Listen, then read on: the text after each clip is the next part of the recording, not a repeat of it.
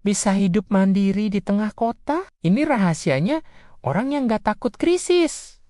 Self-sufficient living. Di tengah harga-harga yang terus naik, dan banyak orang mulai merasa cemas, tapi di saat sebagian besar orang panik, ada sebagian kecil yang tetap tenang. Mereka nggak takut. Harga cabai naik, nggak khawatir minyak goreng mahal. Karena mereka sudah punya supermarket pribadi di rumah mereka sendiri.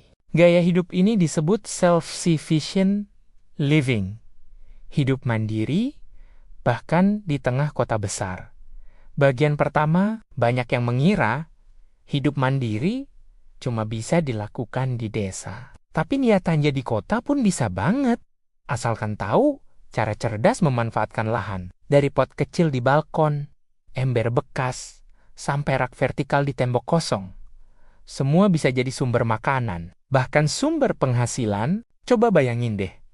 Punya sayur, cabai, atau tomat yang tinggal petik tanpa perlu ke pasar. Sederhana, tapi dampaknya besar banget buat keuangan harian. Bagian kedua, ada yang mulai dari hidroponik rumahan, ada juga yang pakai sistem aquaponik kecil atau ternak mini, seperti lele dan ayam kampung di halaman sempit.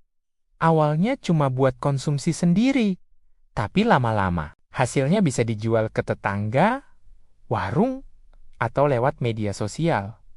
Dari hobi, jadi usaha. Dari sekadar bertahan hidup, jadi peluang cuan bagian ketiga. Dan menariknya, orang-orang yang mulai seperti ini justru nggak butuh modal besar. Mereka bisa pakai barang bekas, sisa dapur buat pupuk, bibit dari potongan sayur. Modalnya cuma niat dan konsistensi. Misalnya, 1 meter persegi lahan bisa menghasilkan 1-2 kilo sayur setiap minggu. Kalau dijual, bisa dapat Rp20.000 sampai Rp30.000 per kilo.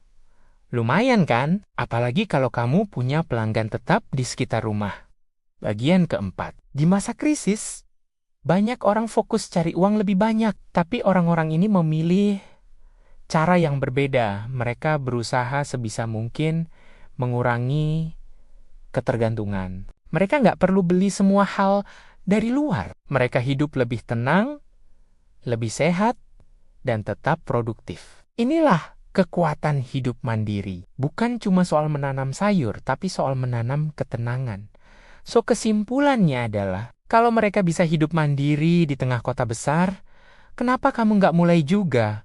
Walau hanya dari pot kecil di sudut rumah. Karena di masa krisis seperti ini, yang bertahan bukan yang paling kuat, tapi yang paling siap. Mulai hari ini, tanam hal kecil yang bisa bikin hidupmu lebih mandiri.